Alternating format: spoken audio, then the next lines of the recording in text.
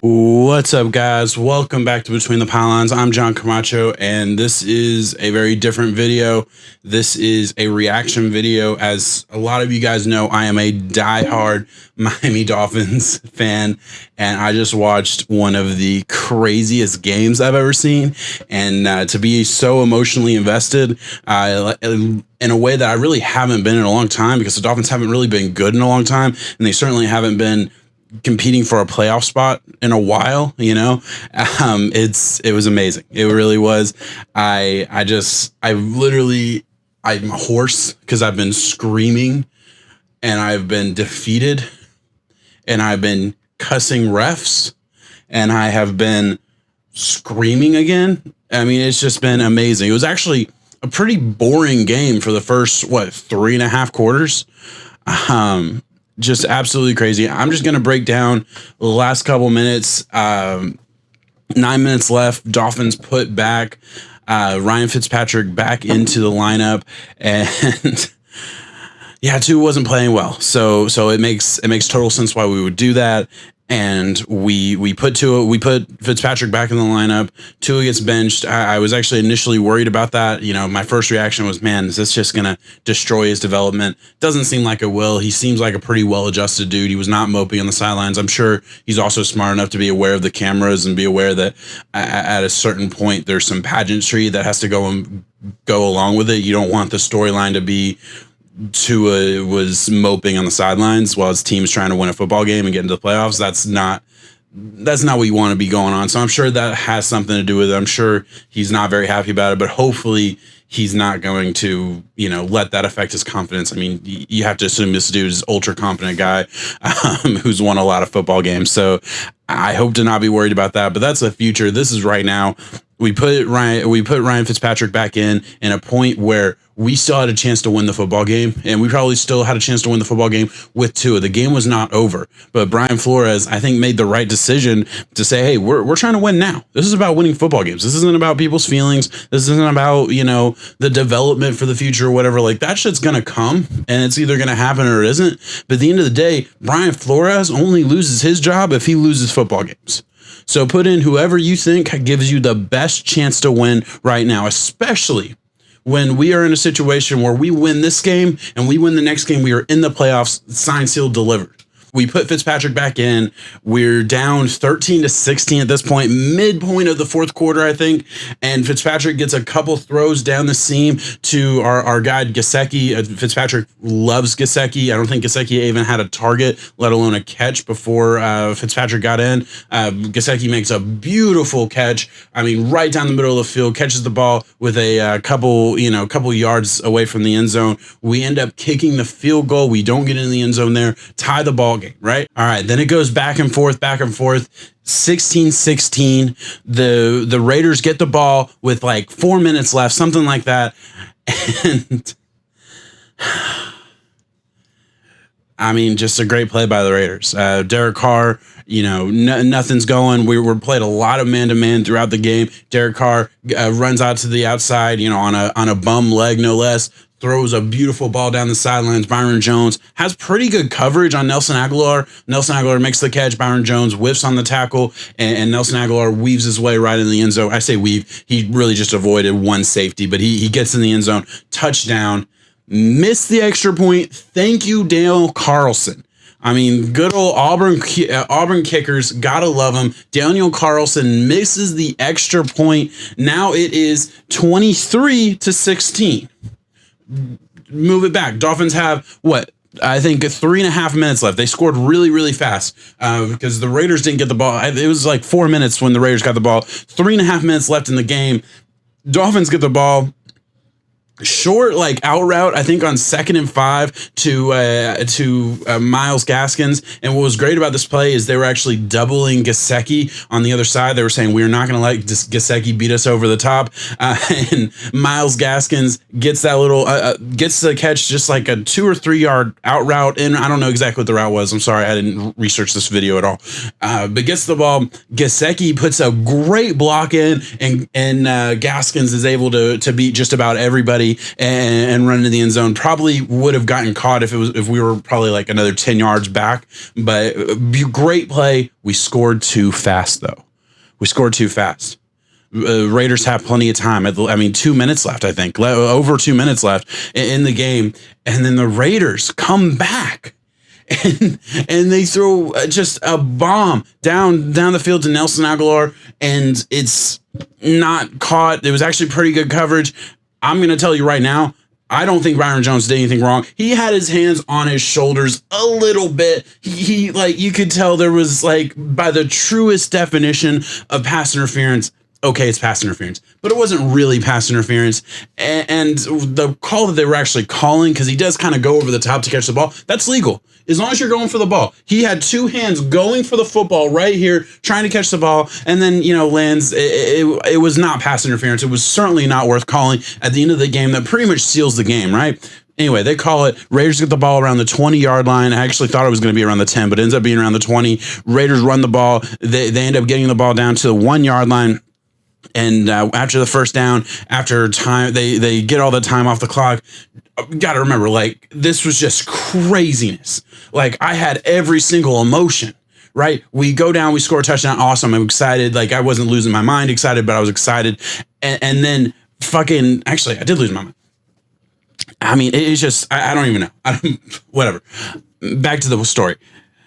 They don't want to score. They don't want to get the touchdown. Excuse me. They didn't want to score because what had happened a couple weeks ago, mid-season at some point, I think it was the Lions and the Falcons, where the Falcons scored a touchdown. Todd Gurley ends up falling into the end zone, scores a touchdown, and the Lions get a chance to come back and win the game, last second touchdown to win the football game. And all the Falcons had to do was knee the ball down, kick the field goal, game pretty much over. That's what the Raiders did. Raiders played it right. Leaves us with 20 seconds left on the clock, 18 seconds left, something along those lines. We got one play, and I was listening to Fitzpatrick talk about it after the game. So it's cover two. The Raiders played this absolutely horribly, and I mean, just ridiculous. First of all, I don't know why you're playing cover two, which we beat their cover two all game. I mean, every time they played cover two, there was a big play. It seemed like not every time, obviously, but with Fitzpatrick again, especially on that drive that got us down into the end zone where we ended up having to kick a field goal when it was still 13-6. It was cover two when we were getting those big plays. It was cover two when Myles Gaskins gets that little out route and turns it into a touchdown. That little pitch and catch for a touchdown. All that was cover two. They go back to the well. They're playing cover two man, and for whatever reason, the corner who's on Hollins, who's a tight end, Hollins is outside. He's I don't know. He's playing like that underneath flat. I don't understand. I guess the only thing I can maybe say is that they were thinking the Dolphins were going to try and get 10 to 15 yards to make a bomb more doable, or to make it like at least more likely. I guess that's what they were thinking. They were trying to take that away. Well, that's not what they were doing. Fitzpatrick throws a ball while his head is being torn off. Like literally, I have this. His head was this way when he throws the ball. Like he is getting torn off, throws the ball. I'm going to put this back now. Throws the ball. A great throw for the best no-look pass I've ever seen. I'll put it that way. Hollins catches it, gets out of bounds. There's 7 seconds left, 12 seconds left, something along those lines, somewhere in that ballpark, plus 15 yards. One play, because of the personal foul on top of that bomb to their 40-yard line, gets us to the 25. We just need to kick it. We call one play where it's basically, hey, let's get the clock down to 3 or 4 seconds and not make any mistakes here. So it's a little out route. They throw the ball away pretty much. Kick it. Jason Sanders is one of the best kickers in the league right now. I mean, he was 30 for 33 coming into the game. I think he nailed 2 kicks, 3 kicks. Yeah, 2 kicks, I think. So, I mean, now he's he's missed 3 kicks. He's 32 for 35 on the year now, I think, somewhere in that ballpark.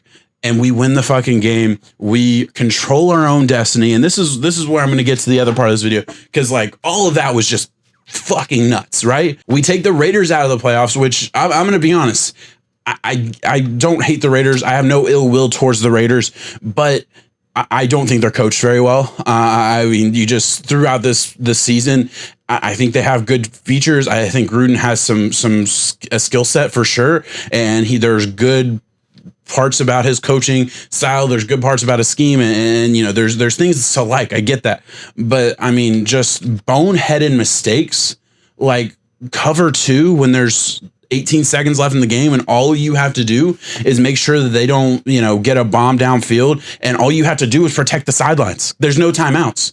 That was the other thing I didn't even mention. There's no timeouts. Just protect the sidelines. Game's over. If the ball's in bounds, and even in like a reasonably down the field throw, game's over. So, you know, and I get it. Like, that's not the coach's fault that there was a pass interference. A lot of things happened for that just crazy play. Either way, we win this game. Now we go play the Buffalo Bills next week. And it's week 17. The Buffalo Bills aren't playing for anything. We'll see. Now, obviously, I'm recording this on Saturday, and I don't know what's going to happen tomorrow. If the Ravens lose, I'm not exactly sure how it's going to work. Like, if the Ravens lose this week, and then we lose next week, and the Ravens win next week, I don't know what happens for the seeding at that 7th spot. So I'm not even going to give any conjecture on that. I don't know. But man, I don't think the Buffalo Bills are playing for anything, because right now they're in the 2 spot. The Steelers have shit the bed, so I don't think the Steelers are competing for that number 2 spot. I'm going to look it up right now. Yeah. So here we are. The Bills are 11-3. The Steelers are 11-3. And they're at 2-3. The Chiefs have, essentially, yeah, they've clinched their division, and they've essentially clinched that number 1 seed. I don't see how they would have to lose the next 2 games, so that's not realistic. Actually, they definitely clinched their number 1 seed. And maybe the Steelers could get there. Either way, it doesn't matter. So Bills are now number 2 right now at 11-3 versus the Steelers 11-3. If the Steelers lose and the Bills win this week, Bills play the Patriots, who are obviously not very good, not playing for anything. So the Bills should probably win that game. They'll probably be playing for something in that game. And the Steelers play the Colts. So this is very, very reasonable. If the Bills beat the Patriots, Steelers lose to the Colts, now the Bills are alone in that number 2 seed, and there's nothing that can happen that can change that. Nothing. So what I'm saying is, as long as the Steelers lose tomorrow, the Bills are number 2 seed at 12-4. They're 11-3 right now, so they could split the last 2 games. What I'm saying is this final game, this week 17 game for the Bills isn't going to matter, and it's actually going to be one of those situations where the Bills play the 7th seed, which is either going to be the Dolphins or the Ravens. Those are the only 2 teams that will get that 7th seed. And there's a way.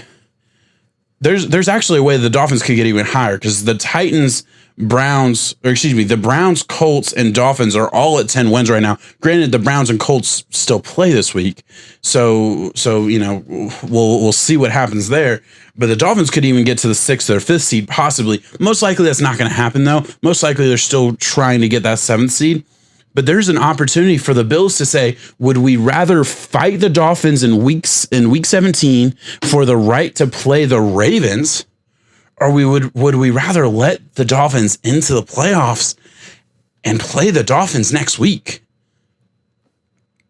I think that's an easy choice. And look, I'm a Dolphins fan, and I'll play the cards that were dealt. And right now, that's the cards we're dealt. We're sitting here at 10-5. I mean, we're sitting here at 10-5, going for the 7th seed. It's crazy to me that we're 10-5. We could be 11-5 after going 5-11 last year, after coming into the season with really no expectations. I mean, I was thinking 7 wins would be, you know, very, very good and a very good step in the right direction. I wanted 7 wins and to see some positive growth out of Tua. I would have been happy. We have outperformed that by a mile.